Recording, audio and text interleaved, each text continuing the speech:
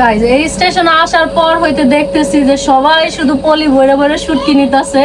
তবে আমরাও কিন্তু অনেক শুটকি নিছি, এগুলা আপনাদেরকে দেখাবো আমরা বাড়িতে যাই তারপরে। আর এখানে আসলে মনে হয় মানুষ শুধু শুটকি নেয় বেশিরভাগ, কারণ শুটকিটা আসলে ওইরকম পাওয়া যায় না ঢাকাতে যেগুলো পাওয়া যায়। তবে এইখান থেকে যে অথেন্টিক শুটকিটা পাইবেন ওটা কিন্তু ঢাকাতে পাইবেন না। একদম টাটকা শুটকি পাওয়া যায়, সেই সাথে এখানকার শুটকিগুলো কিন্তু অনেক ফ্রেশ, দেখতেও সুন্দর। আর ঢাকায় এত শুটকি অ্যাভেলেবেল পাওয়া যায় না, বিশেষ করে সমুদ্রের যে শুটকিগুলো। সামুদ্রিক মাছ তো আসলে ঢাকায় পাওয়াটা খুবই কষ্টকর, পাওয়া যায় কিন্তু খুব মানে অনেক খোঁজা লাগে। আর এখানে তো অ্যাভেলেবেল, এই জন্য এখানে আসলে সবাই আর কিছু নেই আর নেই শুটকিটা নেয়। দেখলাম সবার হাতে হাতে শুটকি, তো আমরাও অনেক শুটকি নিছি। আমরা কিন্তু বাড়িতে জানবো মানে নুন লাগানো শুটকি নেই।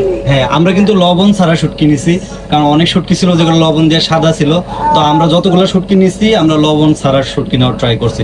লবণ ছাড়াগুলো নাকি একটু বেশি টেস্ট লাগে, ঠিক না? আর শুটকি যারা কিনবে আমাদের মানে কিভাবে রান্না করে খেলে বেশি মজা লাগবে, মানে শুটকি যে কিনতে গেছি, শুটকি কিভাবে খেলে বেশি মজা লাগবে সেই টিপসও দিয়ে দিছে দোকানদার। আর কোন শুটকিটা বেশি মজা সে বলে দিছে। আমরা তো আর আমরা শুটকি সবই মজা। আর আমরা কিন্তু সব আপনাদের বাড়িতে যায় খুলে খুলে দেখাবো যে কি কি শুটকি নিলাম। তো একটা কিন্তু বড় শুটকি নিছি, যেটা আমার দুই বড় অনেক বেশি পছন্দ হয়েছে। ওনারা যাওয়ার পর থেকে বলতেছে যে এই লম্বা শুটকিটা নাও, ওটা কিন্তু আমরা নিয়েছি। তো সবকিছু আপনারা দেখতে পারবেন বাড়িতে আগে যায় না।